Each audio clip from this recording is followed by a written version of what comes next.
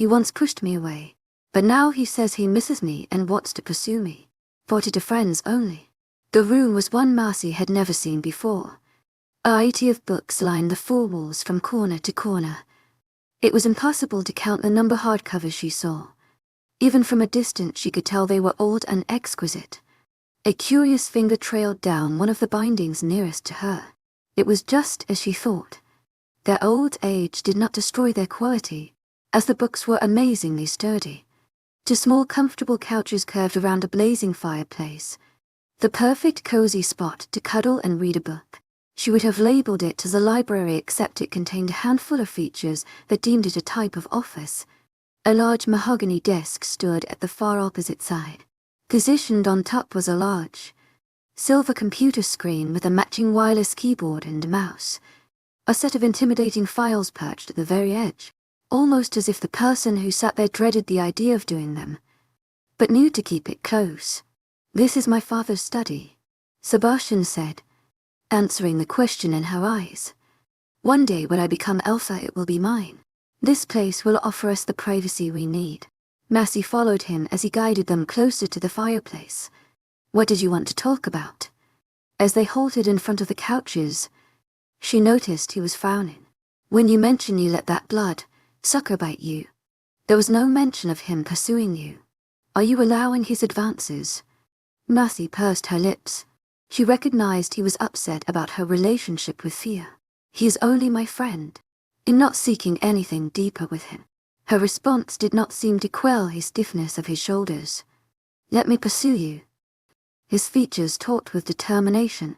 He looked like a man with a mission, one he was unwilling to back off from no matter what dangers faced him ahead. Merce's eyes widened. "What? No, why on earth would you do that?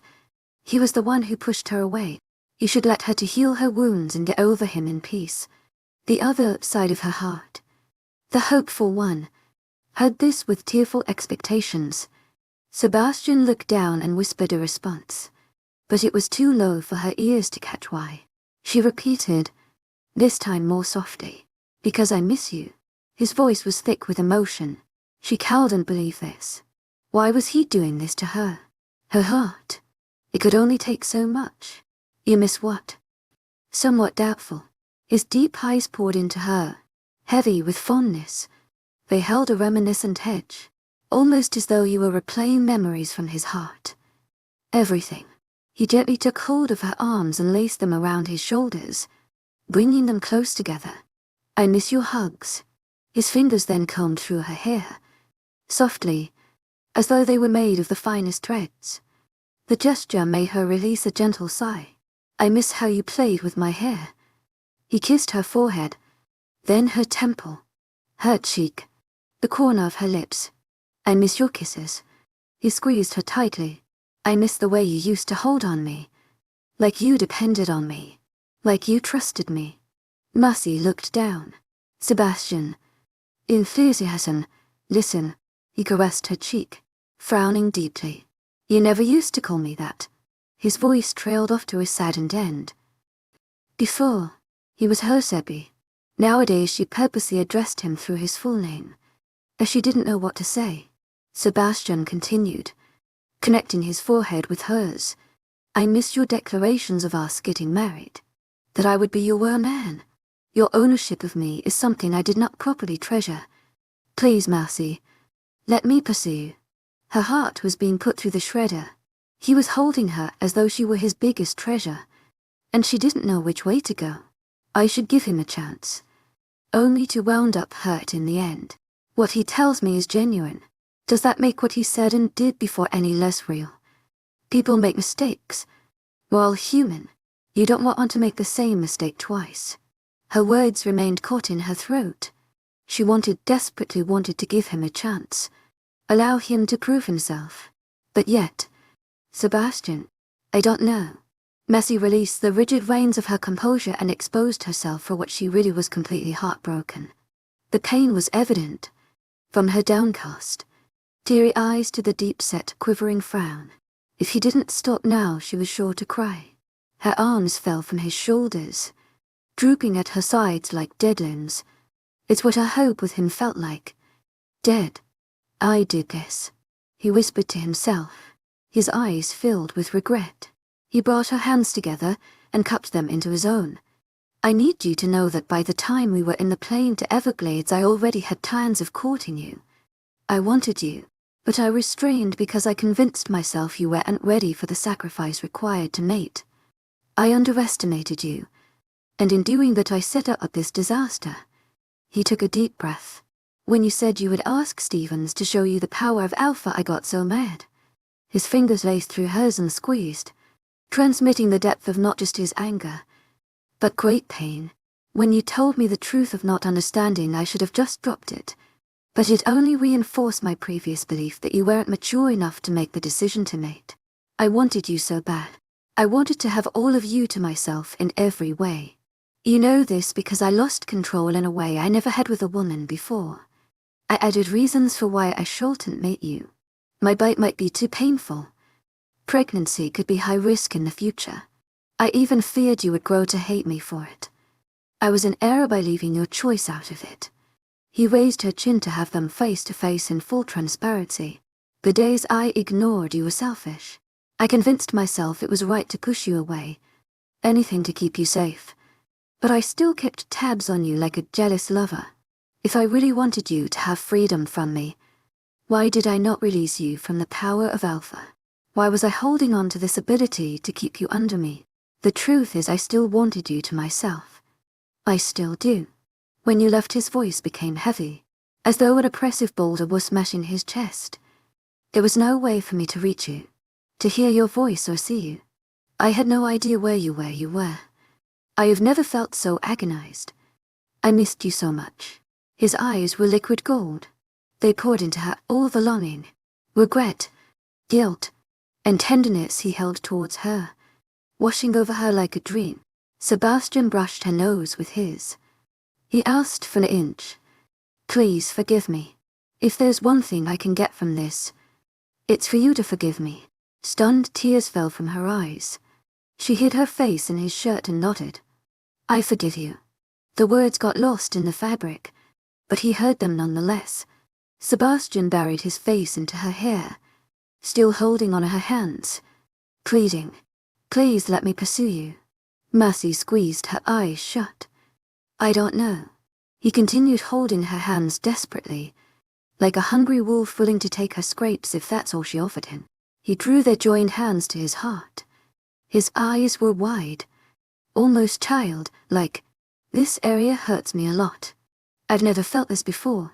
I have come to understand that when you're around it feels better and happy.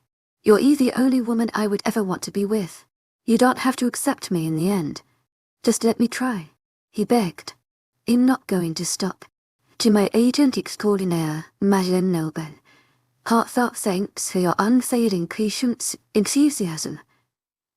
She remained quiet. Not unless you really want me to, he said softly. I think we should only be friends for now. Sebastian frowned. Something that sounded suspiciously like a whine followed after. Very well. And just like that, a heavy weight left both their hearts. Oh my gosh, thank you so much, Massey, you are sincerely the best. Kristen cried. The woman pulled her into a crushing hug. As of today, Massey was officially Kristen's bridesmaid. While she was away in the cruise ship, she missed the news of her upcoming wedding, which according to human standards would be done relatively fast. 2 weeks to be exact. No worries. I always wanted to be a bridesmaid. I really don't mind getting fitted for the dress tomorrow. Suddenly, Kristen wiggled her nose. Were you just with my brother? I smell him on you. I'm glad you guys are talking again. He was starting to worry me. Massey didn't bother probing as she figured Sebastian was in a mood the time of her disappearance. Yes, we're back in good terms. Good. Because you know 𝐿𝐲 your partner for the wedding, right? I do now. Massey mused, wondering when anyone planned on telling her she was a many things in her absence. Not waiting for her response, Kristen continued rambling about further information. Massey had been busy calculating her new schedule when something she voiced grabbed her attention, and so because of that, we will have visitors coming from other packs. Mostly Alphys and their immediate families. To keep relations, why no? Mercy nodded, but then she realized the implications. Wait, does that mean the Everglades people will be coming here? She asked delicately. Kristin bobbed her head, a stressed eye escaping her lips. That's right. It's sure to be interesting. Not only would Marcy be faced with seeing Stevens and possibly his three fiancés, but in addition to that, even 𝐿𝐵𝐸sebastian's mother would technically be meeting her husband's ex. That pack was such a mess to deal with. She determined to stay away from their men with all her being. Kristin shrugged. Good, naturally. I tried to plan everything to a T. I just need help with the minor details. What could wrong? Right. Mercy laughed, but smiled nonetheless. Chapter to reinforce the soon-to-be bride. Right. 43, it's what friends do. Mercy was freaking out. It was one day to Kristin's wedding and everything was going according to schedule. There was just one itsy-bitsy problem: the pack from Everglades would come. And because her and Sebastian had pretended to be engaged in their territory, it would look off if they suddenly weren't together again. The purple-eyed beauty ran her fingers through her hair. What was she going to do? For this reason, Sebastian sat beside her in the kitchen, munching on an apple as he waited for her to explain some recent concerns she's been having. So basically, I'm worried because they're all coming and will expect us to be engaged still. I know. The worm-man relaxed languidly on the chair, the ideal picture of calmness. Sebastian was one to foresee things before they happened. Shouldn't have he brought this to her attention before? Why was he not as stressed as she was? Obviously, we're not really engaged. We're just friends, she reminded, waiting for him to see the issue for what it was. It's as though he didn't care. Mercy groaned. Sebastian, focus on the issue at hand. The only difference is you won't have the ring on, which isn't even a part of my culture. You're my date throughout the whole ceremony. I'm sure they'll assume we're still together. I guess. Unconvinced, Sebastian leaned in. If you're so concerned, I don't mind kissing you a few times in their presence. His eyes fell to her lips. They darkened with hungry intent. Mercy shifted in her seat. His breath smelled sweet, of apples and many deep things. No, it's fine. Like you said, they'll probably assume we're still together. Sebastian's lower lip protruded ever so slightly into the semblance of a pout, like a child who had his plans thwarted. She tried to refocus. Why did she even care what the people of Everglades thought? It's not like she would lose face in front of them if she suddenly wasn't with Sebastian anymore. Relationships fail all the time. It wasn't anything new. Suddenly, Sebastian sighed. Great. Mercy tried to figure out what was wrong. There was nothing amiss as far as she could tell. What is it? Sebastian didn't answer her. Then, the sound of two grumbling voices reached her. It was Sebastian's parents. Papa 𝐿𝐴 behind his wife, who was currently holding a decorated box. Who is this, Tobias? Papa 𝐿𝐴 asked, his tone spiteful. Mia lifted her chin. I already told you. He is the owner of the flower shop I go to in town. Why is this human sending my wife flowers? Mia shrugged, not sparing him a glance. What do I know? All I care is that I got free flowers. Mercy was surprised. She was accustomed to seeing a sweetened, kind Mia. This side of Sebastian's mother was more on edge, as though she had a bone to pick with her husband. Papa 𝐿𝐴 would try to hug her, but she would purposely evade his advances with an air of defiance. None of his kisses landed where they intended. They all met empty space. It was clear they had been arguing beforehand and Mia was still not over it. Mia pulled the flowers from the box, bringing them to the sink to cut them at a few places before eyeing them with admiration. It was clear to Mercy the woman could care less about the sender. She was truly just enamored with all things flowers. Papa 𝐿𝐴, however, did not seem pleased with this.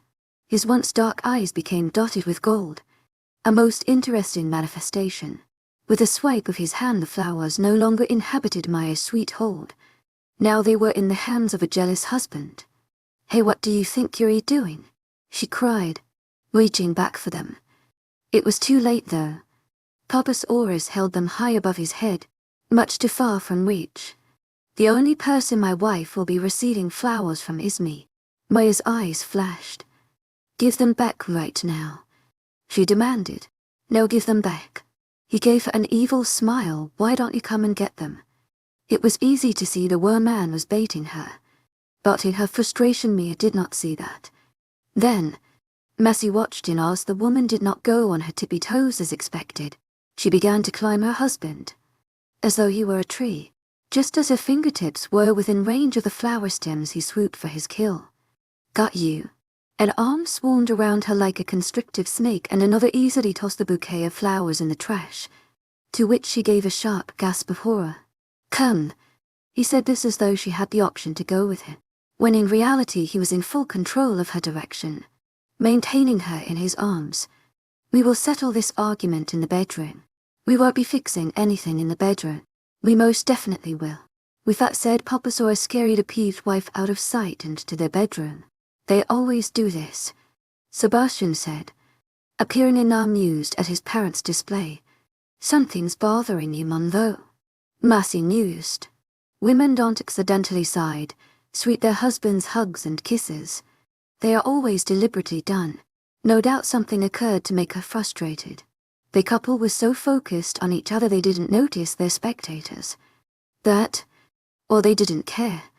Father told her of the Everglades packet endance last minute. Today, 𝐊𝐢𝐧𝐼𝐻 𝐊𝐢𝐳𝐵, heartfelt thanks for your unfailing 𝐊𝐢𝐧𝐼𝐻. Jasmine once did something in our home to upset her. Since then she avoids having her come here. Massey wondered what Papas or a sex had done here to make me so repulsed.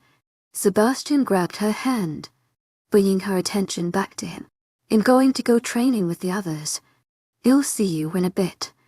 Massey stared at their joined hands. I thought there was no time for training with all the wedding preparations. It's how it's been all week. Rather than train, the men used their time to completely revamp the entire estate. They had done an excellent job in climbing the upward angles of their home and littering it with bright lights of gold, red and green. Electronically and as were positioned, they moved slowly from side to side, adding a playfulness that made the kids ecstatic to be outside. Despite the cold weather, the sound of their laughter permeated through every part of the home. They were frequently playing games with the snow. The inside was no different. Christmas trees of varying sizes were positioned in each living room space, holding shiny balls in its branches. Fireplaces were lined with stockings bearing different names. The remaining spaces were supplemented by snow globes, candy canes, and wreaths. The frequent warm drinks left an endearing smell of hot chocolate and cinnamon waft through every room. Massey was enjoying every single aspect. Aside from the wedding, it's the reason she's been sleeping over the last few days. She couldn't get enough of this home and wished she lived here. While the Wolf men focused on these two aspects of the home, oftentimes helped by the children, the Werewolf took over the estate's ballroom, which was only ever used for large events. Kristen was in love with this season, and so her theme for the wedding would be a gold Christmas. So far everything was turning positively lovely. Massey had just finished arranging the centerpiece.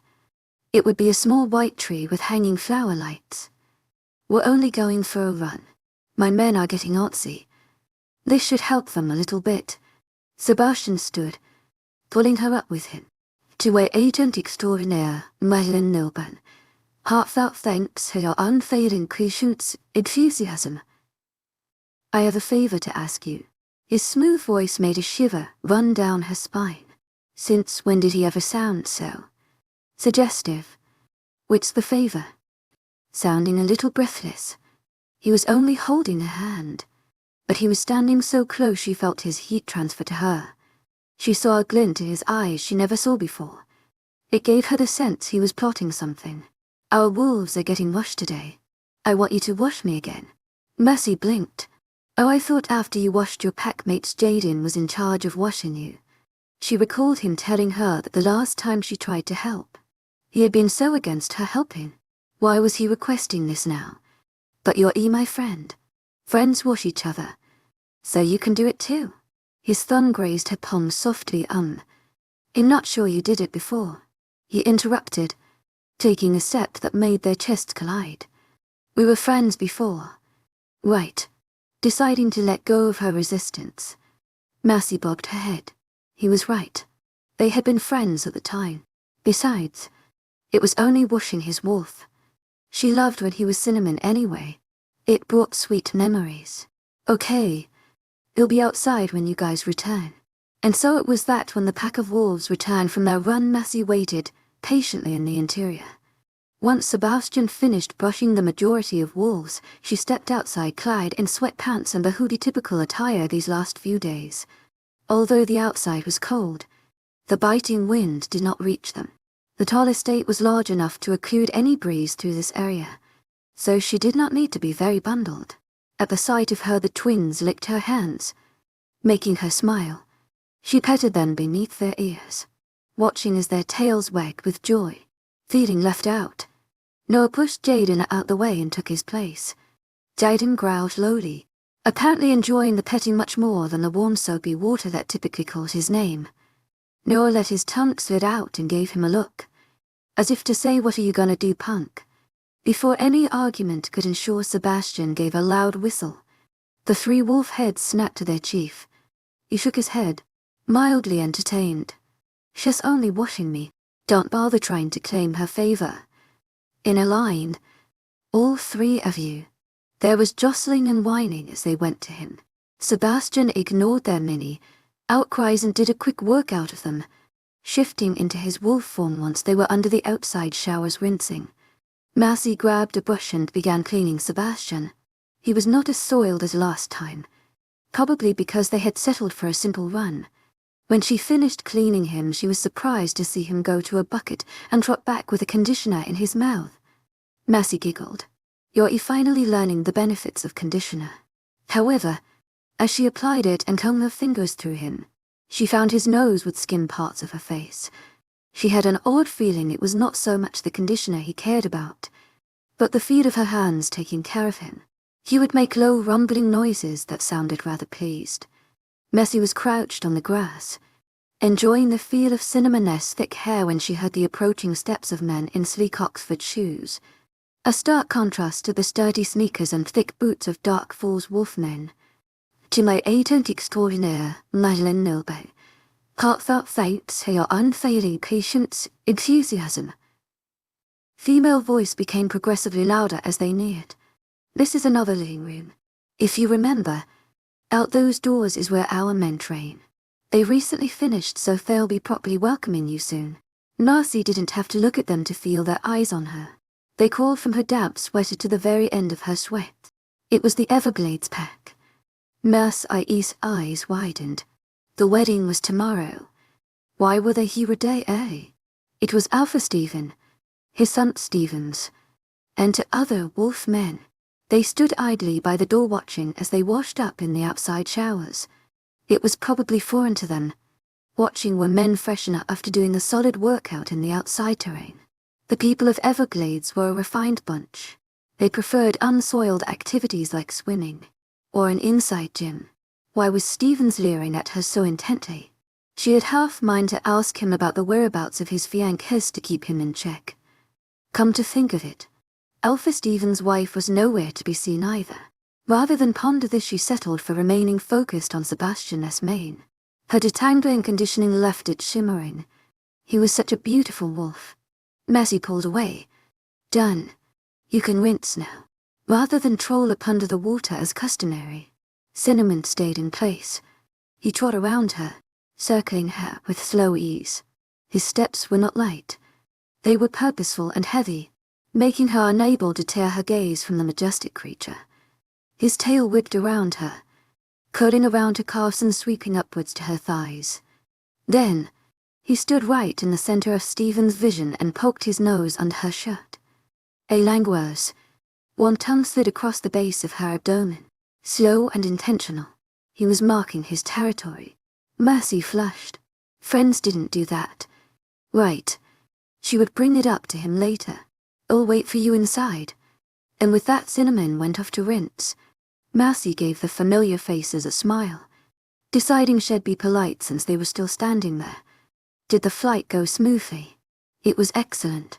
Alphast even boomed, making her almost trip at the intensity of it. That man was just as loud as she remembered. His eyes ate up the outside. The pack had not stopped at merely lighting the house. They went as far as lighting a set of nearby trees in the forest. The Dark Falls home appeared absolutely majestic. What gorgeous decorations. Son, we must not leave our home so bare. The moment we return we will hire a professional designer. Stephen seemed much more immersed in eyeing Marcy than listening to his father. He nodded absently. Sure thing. I'm glad we came early to admire her beautiful things for much longer than a day, he responded smoothly. Marcy had to hold in the urge to roll her eyes. Some men just didn't know when to quite. Her smile widened, becoming sickly sweet. Where are your women? I miss Raven and Blair in particular. Screw Ruby. When she had been engaged to Sebastian, she tried to flirt with him. The seemingly easy-going girl had lost her respect after that. The Alpha's son appeared disinterested with her question. The ladies were taking long to prepare, so we left ahead in our private jet. They will join soon enough in a few hours. Alpha Stephen nodded, agreeing with his son's response. That's right. My wife wanted to search for a new dress as well. You know how women love their clothes. Not wanting to speak to them any further, Marcy stepped into the warm estate to stand beside the werewolf whose voice had filtered outside previously. I'll let you both finish the tour. See you later, she said nicely, totally aiming to avoid Stevens for the length of his short stay. Seeing her opening the 𝐊𝐲 began, continuing from where she left off. If we continue walking through here, you'll find the kitchen. It's this way. And so they went, and Marcy happily went the opposite direction, gearing to Sebastian's room. She wanted to talk to him about his actions outside to discuss some boundaries. Before entering, she knocked his door. Come in. Marcy took a few steps inside, only to freeze when she saw him shirtless. The contours of his defined torso was enough to make her heart race, and as her eyes lowered they jilted over every curve of his abs. Oh, you'll come back later. She rushed, stepping back to escape. He was looking way to mouth, altering in that is a view she could not afford right now. Friends are not supposed to see each other in that way. Just as she reached the door, Marcy felt a rush of air. He whizzed by her, closing the door and locking it before she had a chance to leave. You may stay, he said into her ear. Marcy looked down, wanting to avoid his face. It was a mistake, for it was then she realized he was Stephen wearing his typical sweats. He was wearing boxers, fresh black boxers. She had most definitely interrupted him while he was in the middle of changing. Marcy crossed her arms. What game was he playing? You better get dressed in less than 2 minutes or I'm leaving. She had meant to sound strong and authoritative, but her eyes betrayed her returning to his muscled abdomen. His dark hair left a trail that led lower, and lower until it reached to V and disappeared beneath his boxers. She was so distracted she failed to see the small smile he gave when he noticed her staring. Sure, you should change too. This is wet. He grabbed onto the fabric of her hoodie and undershirt, both which indeed were wet from washing him in wolf form. 𝐊𝐲𝐬𝐧𝐶 𝐬𝐩𝐿𝐬 heartfelt thanks for your unfading patience, enthusiasm. Her eyes had been too busy appreciating his strong legs that when he called her name she blushed. What was he doing to her?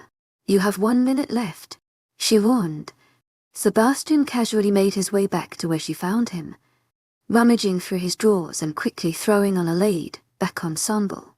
With his sweats and shirt on, Marcy felt a prickle of disappointment. Dang it.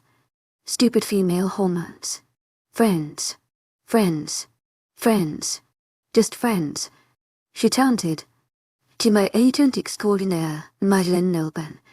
heartfelt thanks for your unfading patience, enthusiasm. Wear another shirt until that dries. Sebastian handed her a grey t-shirt. He leaned against the wall to wait patiently.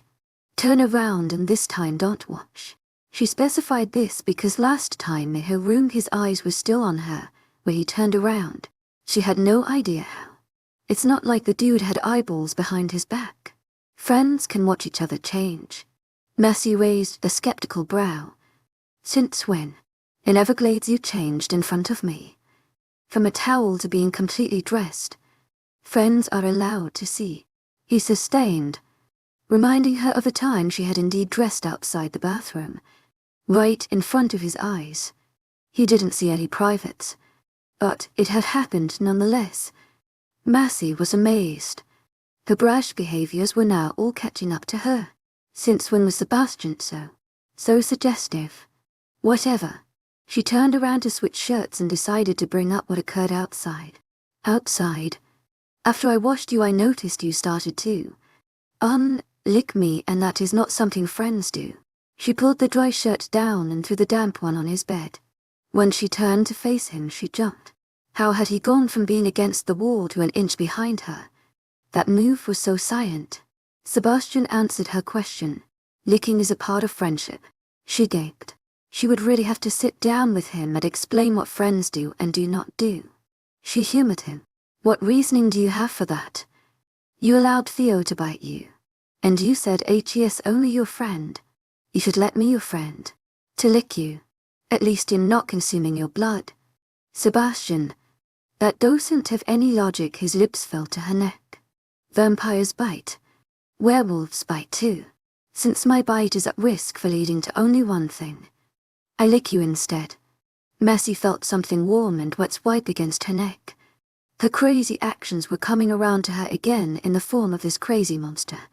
What defense could she use to counter that? And this was all her fault. 44 is what friends do.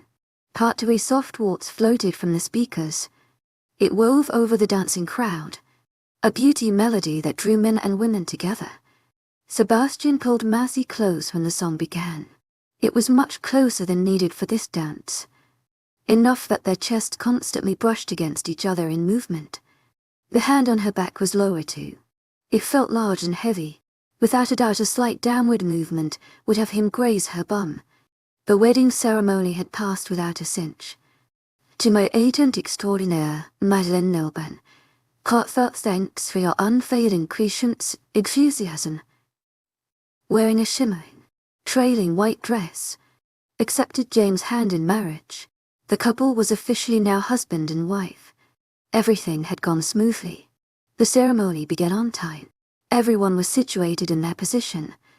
The music flowed in perfect beat. Kristen appeared down the aisle like an angel descending from heaven. The joy in her eyes were evident for all to see, and James didn't stop himself from crying when he saw her. It punched Massey in the gut, but in a good way. Love so genuine and pure. Her purple eyes flickered to the worm and before her. He has been very persistent as of late. So far, she's been making it difficult for him by playing the friend card, which didn't seem to be working. If he continued at this rate, she may give in soon. And that was just the truth. Their chests were really touching this time. Massey used strategy to place distance between them. She noticed, however, that every time she managed to get a couple of inches he would swirl her in a way that would force them right back to the closeness they had before. After 4 failed attempts, Massey felt it right to voice something. Sebastian, I don't think friends dance this close. She looked around her. Only the married couples use this level of closeness. Yes, they do. His expression remained calm, unruffled by her concern. She felt the hand on her back caress her ever so slightly. Its warmth seeped through her dress and transferred to her skin. You weren't this close to Keisha in the Winter Wonderland dance. And she's your friend. She hoped that by bringing attention to this 𝐻𝐸 put a gap between them. As friendly as it may seem to him, she felt the number of eyes on them, specifically from the elders. They were hawks watching with interest and excited whisperings, no doubt speculating the nature of their relationship. Sebastian did not respond as she expected. He gave her a small smile. Keisha is not my friend.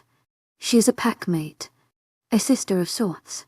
You're my friend, and friends dance close. Is that so? Yes. At the Winter Wonderland dance I saw you dancing very close to a human who was barely your acquaintance.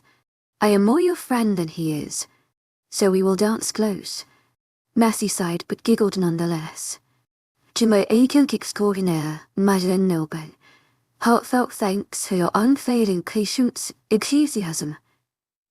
He technically had a point. Besides, she quite liked him this close. He smelt of woods and spice, a scent that was making her dizzy in the most lovely way. A row of brilliant white teeth appeared. It gleamed against his darker skin and made him look youthful. Happy even. Marcy stared at him openly, slightly dumbstruck at the gorgeous woman in front of her. When the song came to an end, another waltz streamed softly through the speakers. This was the time when people exchanged partners or went for a beverage. "If I may, I would like to take Marcy for this next dance," a voice requested from behind her. Sebastian's smile went tight at the new appearance. "Stevens, I'm glad to see you enjoying this evening." Sebastian's large hand settled around her waist possessively as he turned her to face the alpha sun. He further pulled her against him, molding her firmly at his side. With his free hand he pat the woman's shoulders, a slight bit too harshly for Marcy's taste. Sebastian then decided to address Stephen's request. "Unfortunately for you, Marcy has all her dances filled up." Marcy looked at him. She did. Since when? She kept her face carefully blank, allowing Sebastian to take control of the conversation. Not like she wanted to dance with that woman anyway. Stephen seemed critical of his statement. "Is that so? With who?" He looked around them, noting how the other wolfmen of the Dark Falls pack were all busy dancing with new partners of their own. Sebastian smiled. His head then tilted towards a particular corner. "Your fiancés seem rather unoccupied. I'm sure you'll have a better outcome with them."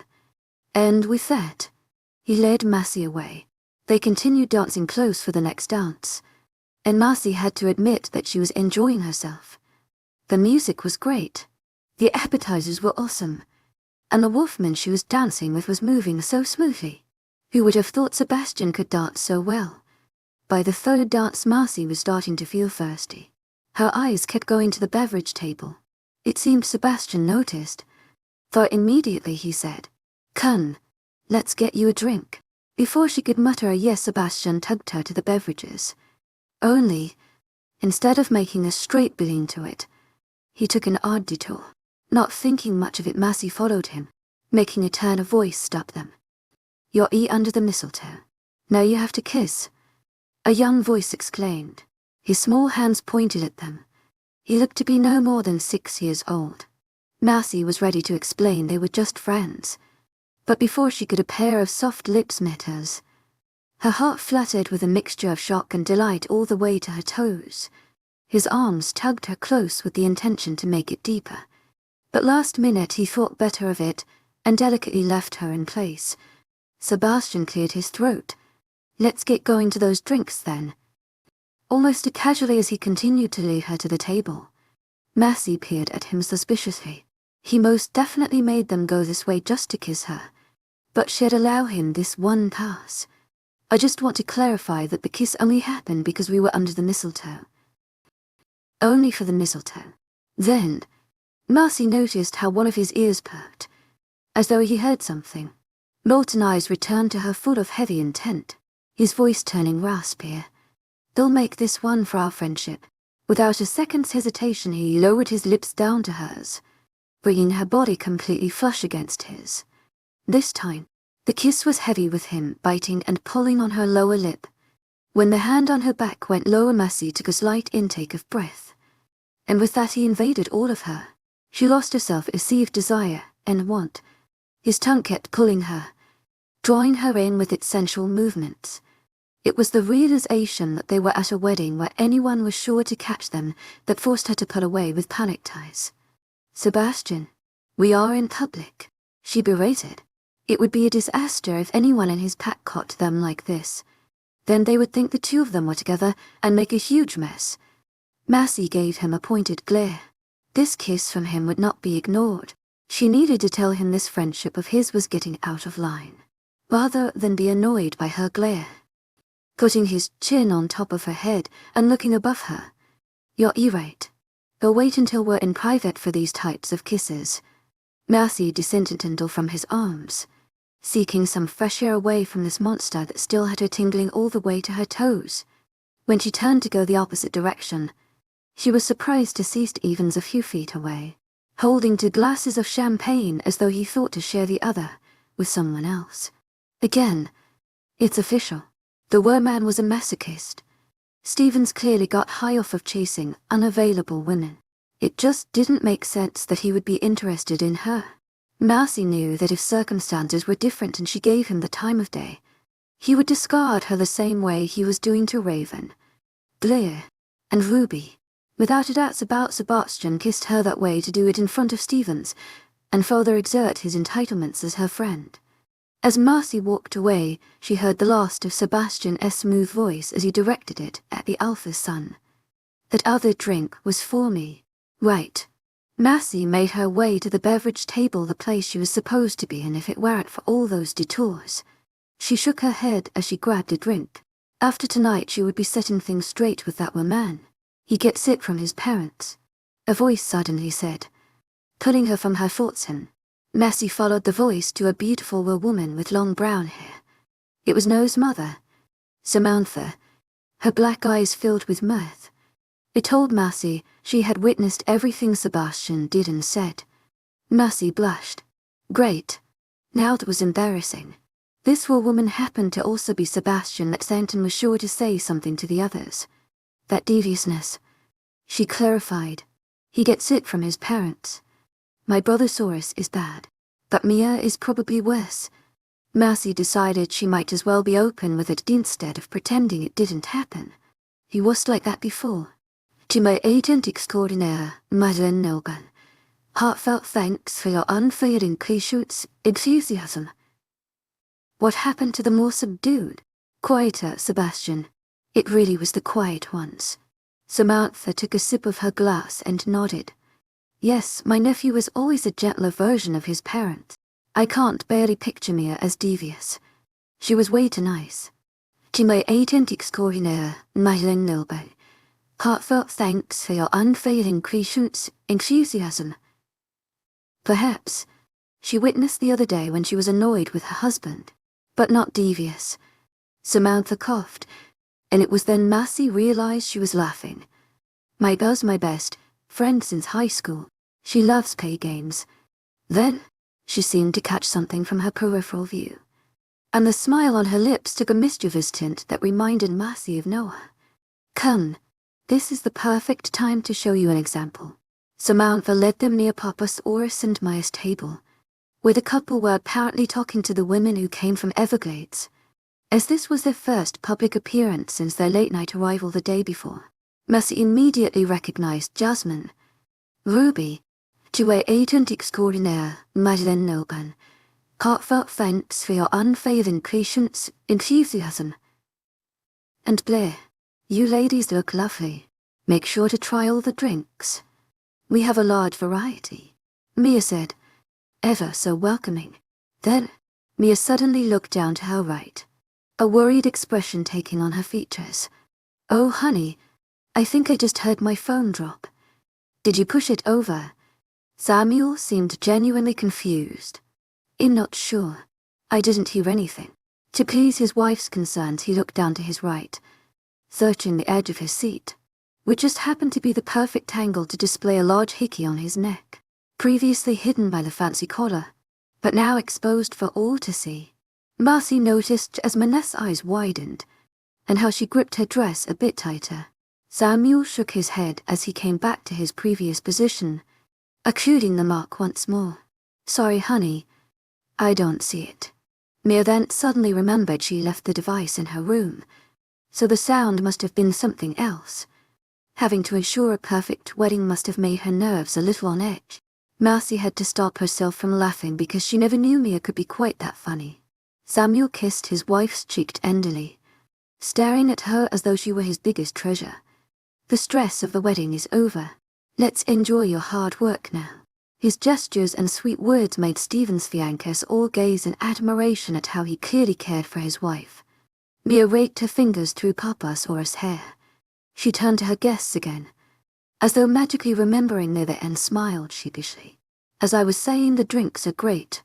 Stop by the 𝐊𝐲 and let me know what you think.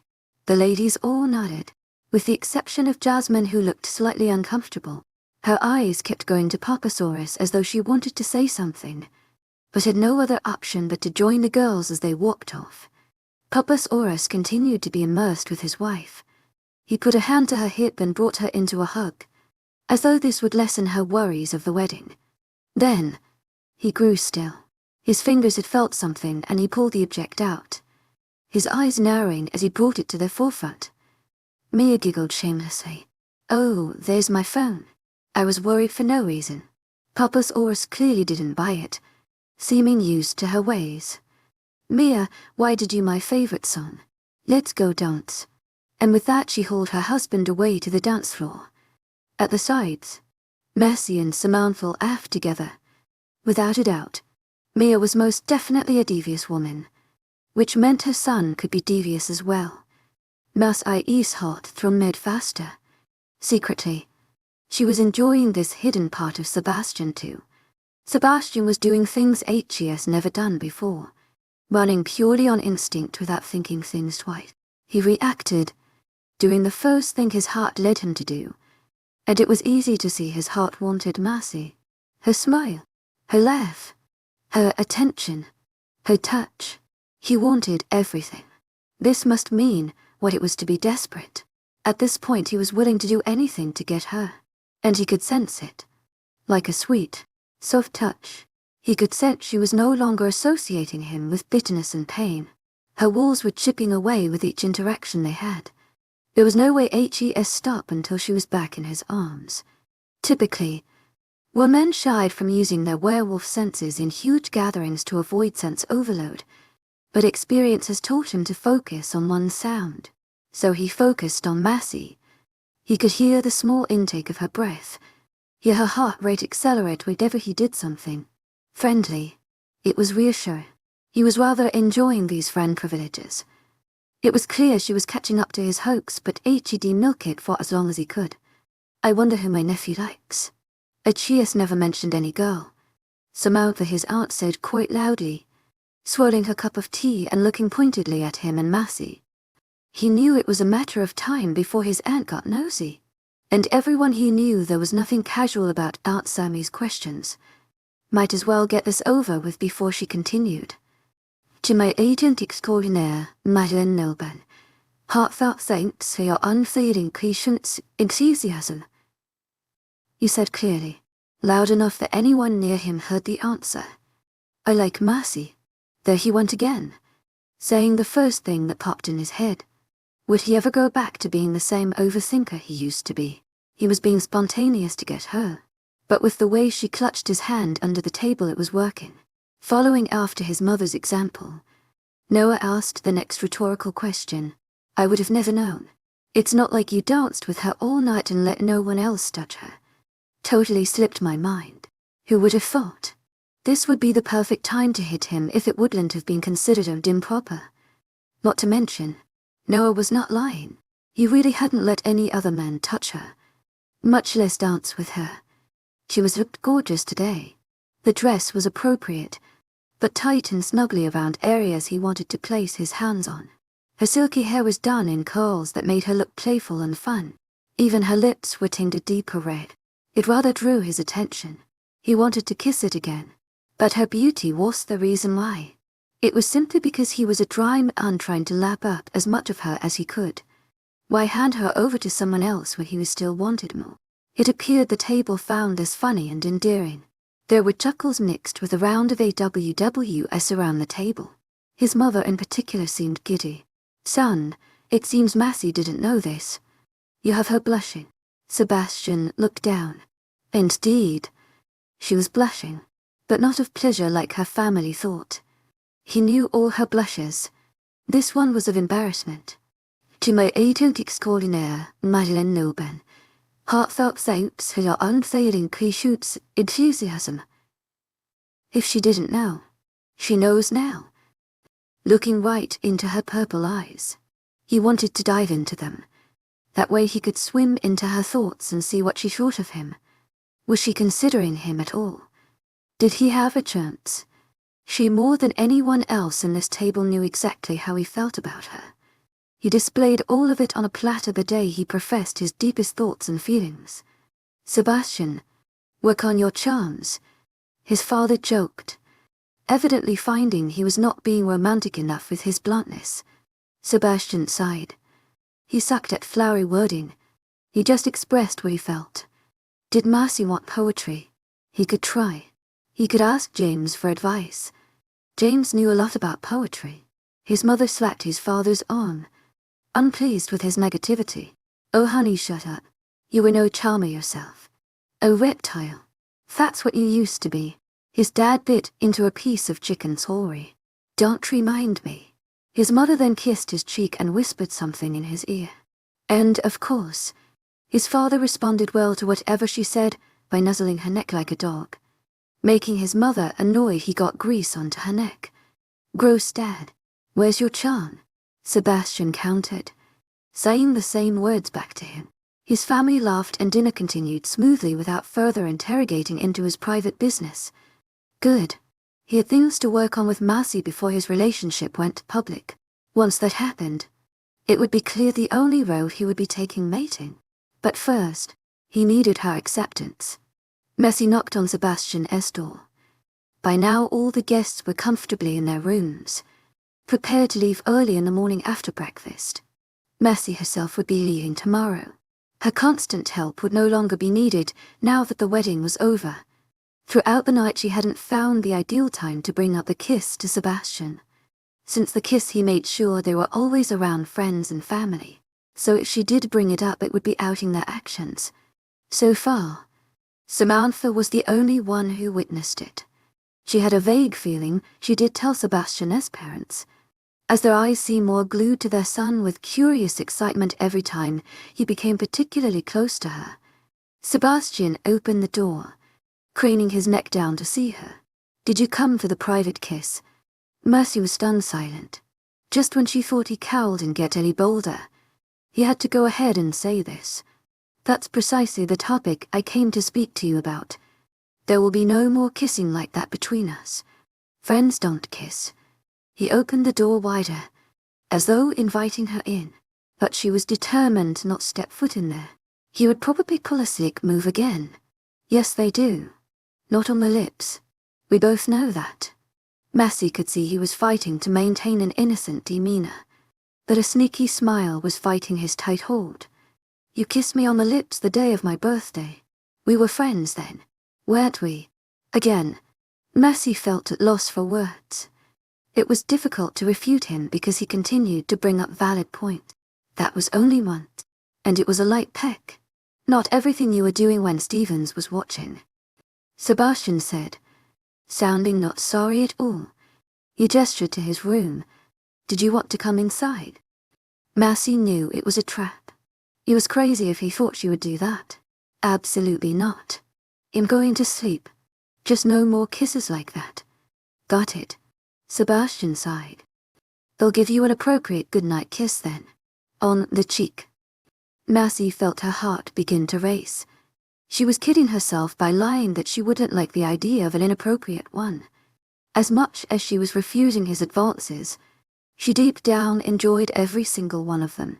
Sebastian leaned down and kissed her cheek. Marcy internally argued with herself for being disappointed. Good night. Good night. As she turned he landed a quick peck on the lips. I'm sorry. That one missed because you moved. Marcy couldn't stop herself from laughing. He really was being funny. Sebi, we both know the truth. Sebastian froze. At first Marcy wondered if she had mentioned anything offensive. However, the joyous smile that filled his face spoke otherwise. Within seconds he rubbed his cheek against hers, an act of pure affection. Marcy stared, dumbfounded at his action.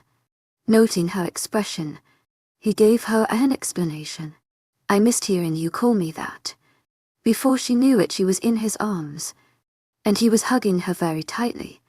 You will be mine. To my agent extraordinaire, Madeleine Noble. Heartfelt thanks for your unfailing patience, enthusiasm. Her heart sped faster. If anything, she already was. 45 hold you. The delicious smell of waffles and sausage permeated throughout the whole table. A colorful assortment of fruits perched near the center, circled with juices of every flavor. Marcy herself remained seated, as Sebastian insisted he wanted to serve her breakfast. Not seeing any reason to object, she allowed him to do as he pleased. What girl didn't enjoy being catered to? She most certainly did. All he filled to plate, she noticed he came across various people. Some from their pack, others from foreign ones having their last meal before they leave. He greeted many, but there was an exception. Sebi, why did you ignore Stevens? It's obvious because he was right next to you. 𝐿𝐲𝐻𝑖's the only one you didn't greet, she mentioned, pulling back slightly as he placed her plate directly in her center. He disregards boundaries. I don't like associating with men who are disrespectful, especially when they make moves on my woman. His hand went right above her knee and he kissed her cheek. Marcy let her hands graze his beard, which she found suited him wonderfully. Then his curly hair. It's time for a haircut. 𝐊𝐢𝐳𝐴𝐷𝐞𝐫𝐬, heartfelt thanks for your unfailing patience, enthusiasm. Making no intention to move away from her for as long as she kept her hands on him. They looked at each other, and probably would have kept doing so until she noticed from her peripheral view someone scoop half her bacon slices.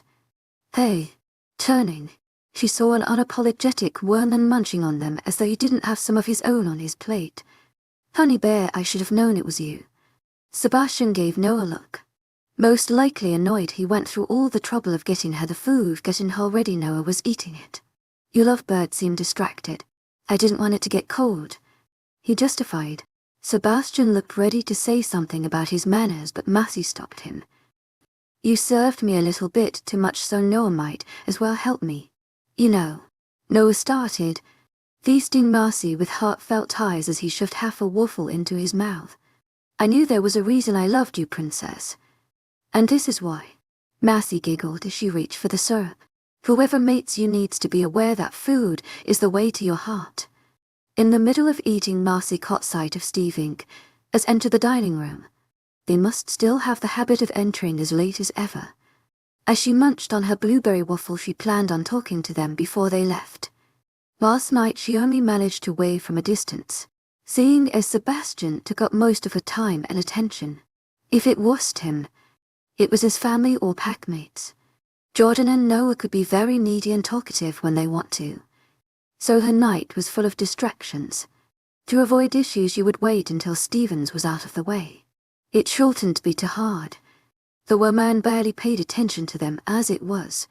He was so neglectful of them, Marcy wondered what was the point of bringing them in the first place, much less keeping them as his. She always thought one woman was hard enough to manage. Now imagine 3. Yeah. Good luck, buddy. There's a reason those bachelor shows always end in failure. That's no way to meet a mate. An opportunity is half hour later, when Stevens shook hands with some man of another pack and went to his table for further discussion. Picking up her empty plate, Marcy was ready to leave it in the sink on the way when she felt a tightening on her leg. I'm going to drop this off to lesson Jaden's work, she told Sebastian.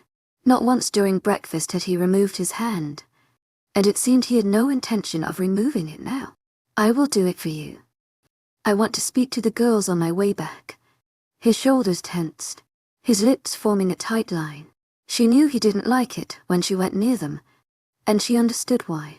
To my agent extraordinaire, Madeleine Nilben, heartfelt thanks for your unfailing patience, enthusiasm.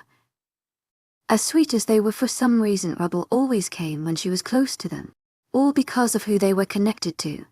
However, today she would talk to them in his home. Nothing would go wrong. Marcy pressed a kiss to his cheek, the soft hairs tickling her cheek. It will be quick. 𝐿𝐲𝐻𝑖's not at the table. He relented. Not wasting any time, she did exactly as planned. Funnily enough, once the girls noticed she was heading in their direction, Ruby seemed to whisper something to them and whisk her off in a different direction. Whatever. Marcy didn't hold anything against her at this point. It's not like anyone could take Sebastian from her if they tried. To my agent extraordinaire, Madeleine Nilben, heartfelt thanks for your unfading patience, enthusiasm. The 2 girls chorused. It made the purple-eyed beauty smile. I didn't get to speak to your guys yesterday. Have you been enjoying your stay? Are you freaking kidding me?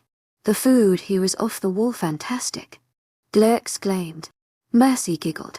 She had a feeling they would feel that way. The food at Everglades had been especially bland compared to the one at Dark Falls despite their larger variety. And your people here are so awesome. Respectful. Kind. Raven started. She paused, and then shook her head. I'll tell you this only because I know you will keep it a secret. Massey drew her body closer to them at her lower tone. What is it? You didn't meet someone here, did you? Raven cracked a smile. No. Though I wouldn't be against a werewolf from here. They're much cuter and definitely stronger. But actually what I was going to say is that after we return to Everglades, Blair and I are leaving Stevens. Maria's mouth dropped. She had not expected this at all. She remembered how the girls enjoyed the life of luxury they received at no cost. The ability to possibly be with a man of high status and power. What changed? And what about you? Blair, didn't you say you were talking with the beta? If you leave, won't it mean you can't talk anymore?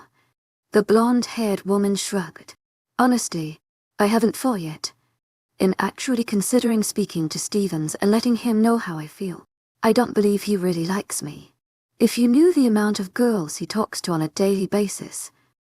This all feels pointless. Well, I mean it's a good wow. I don't see him as a good fit for you guys. Even Ruby, despite all her wild behavior, could use a better partner. Raven snorted. Oh, that guilty potato. No mercy. They deserve each other. But whatever. I don't care what they do. Ruby has no plans of leaving, so that makes her the automatic winner.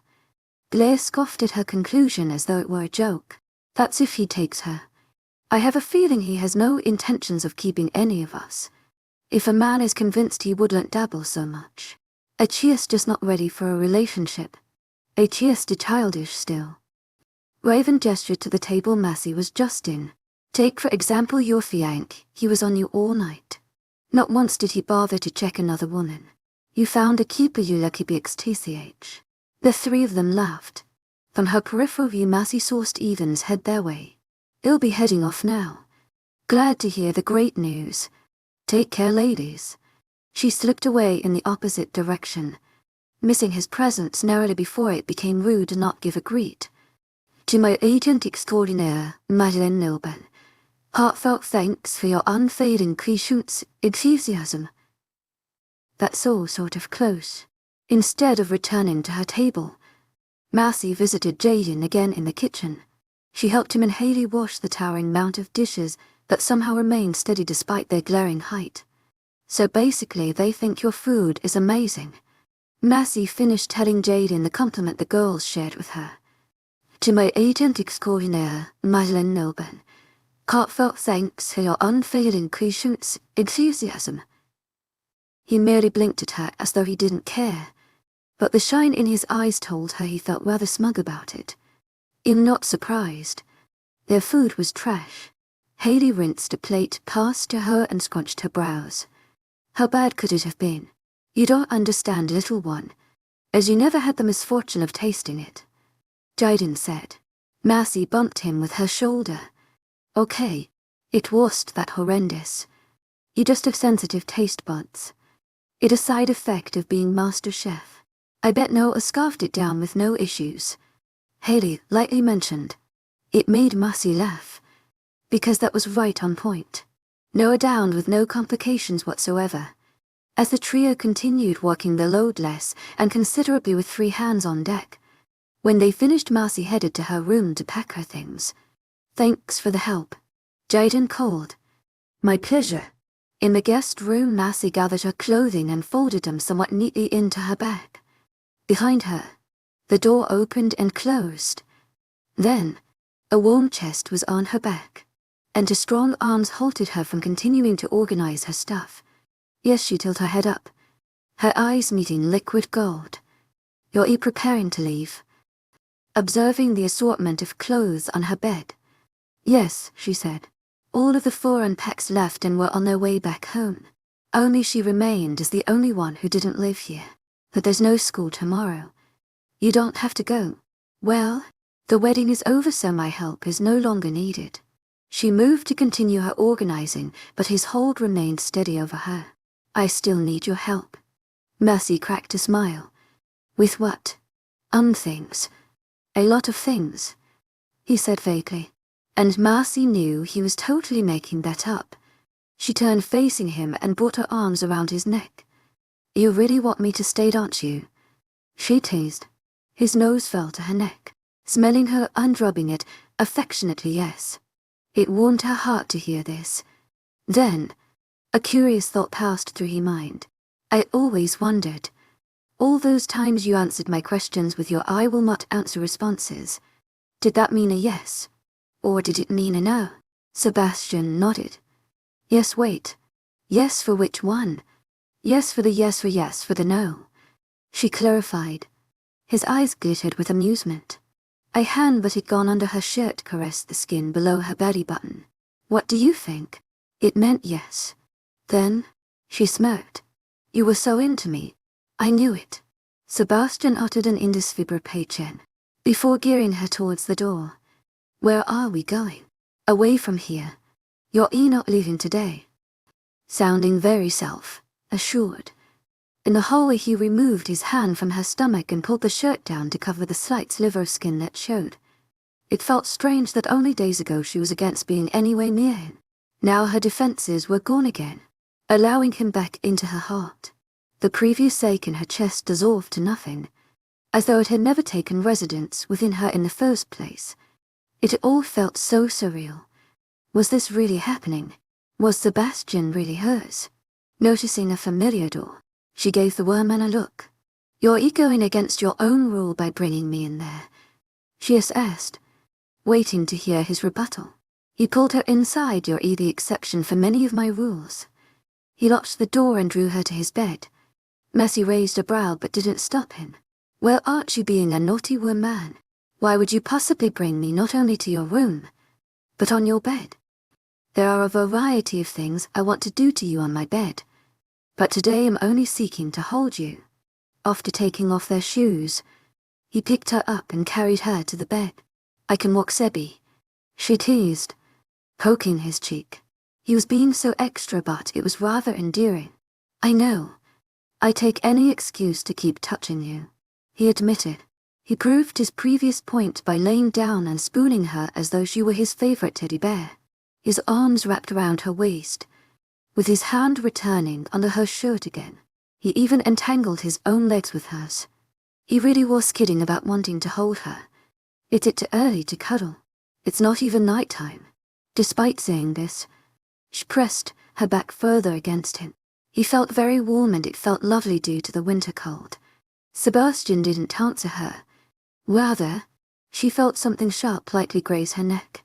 An involuntary shiver coursed through her, making her toes curl. Familiar warm lips latched onto her neck, a wet tongue sliding decidedly on an area. Immediately Mercy slapped the hand above her abdomen. Don't you dare leave me a hickey. As much as everyone in the pack figured they were together, the idea of walking around with that made her face red. Sebastian chuckled, his teeth replacing where his lips once were. He bit her lightly.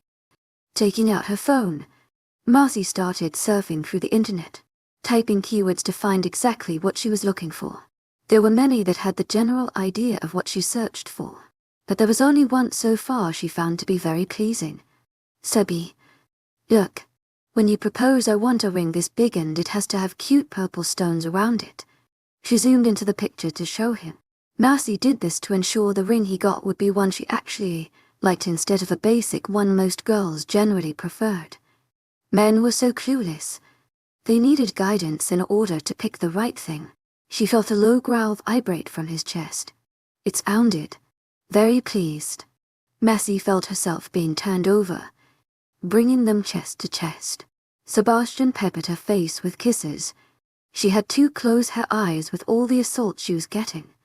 Mercy laughed as he kept going. Then, he landed one on her lips, holding still for an extended period of time. He pulled back, gazing into her eyes with deep emotion. Mercy, 𝐿𝐻 ring. Mercy jumped at the sudden noise from her phone. She didn't realize she had left the volume up so high. She was about to shut it off and silence it when she saw the name on the screen. Before she could even send it to voicemail, Sebastian snatched it from her hand, his eyes darkening and the grip over her becoming more possessive. His lips tightened, the line of his brows deepening in an expression she knew clearly as jealousy.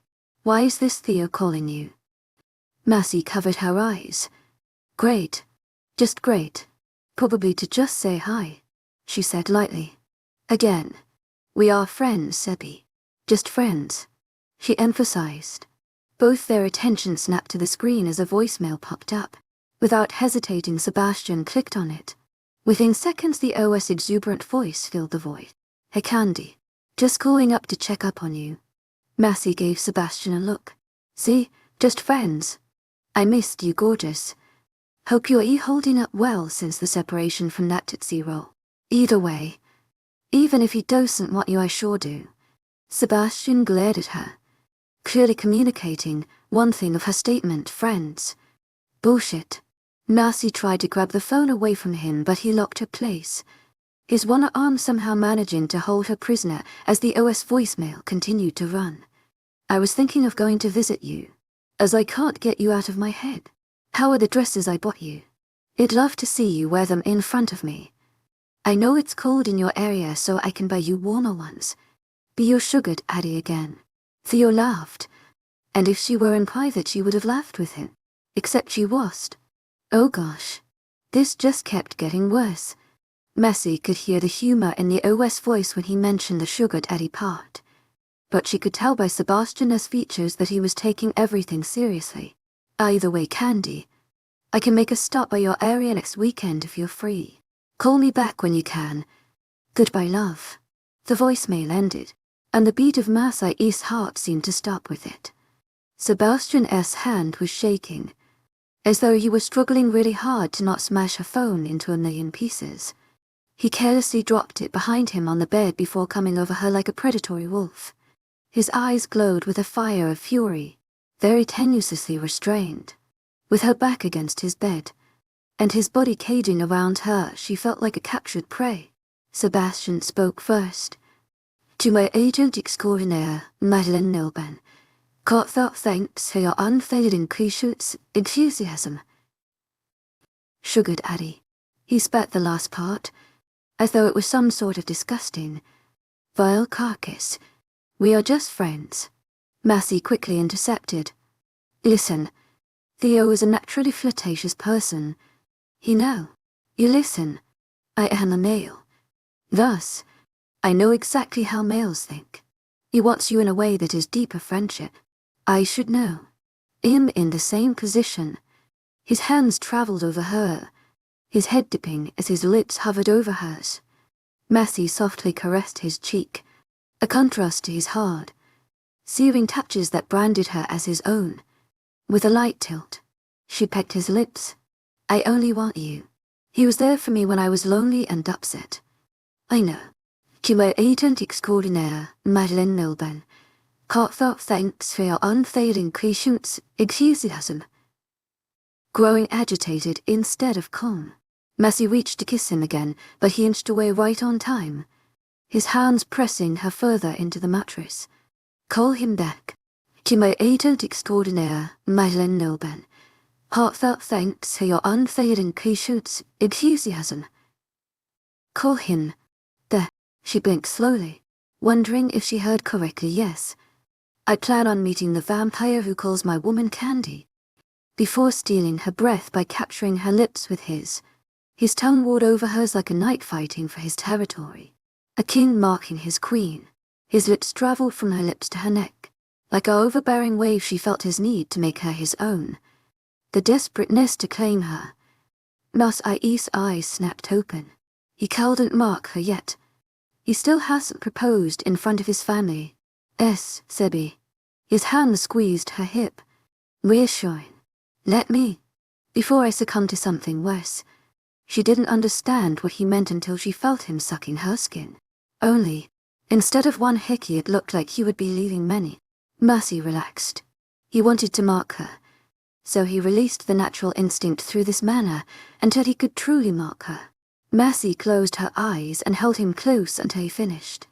She touched her bruised neck when he pulled back, feeling slightly dazzled by his contented hum and piercing gaze. When he spooned her again, Mercy poked his hand. To my agent extraordinaire, Madeleine Nilben. Heartfelt thanks for your unfailing patience, 𝐊𝐲𝐳. You do realize I'm not leaving your room until you lick these 𝐊𝐢𝐳. Looks like you'll be sleeping over then. Mercy bit her lip. Sleeping over didn't bother her. It's the fact that Sebastian wanted to meet Theo. What a mess.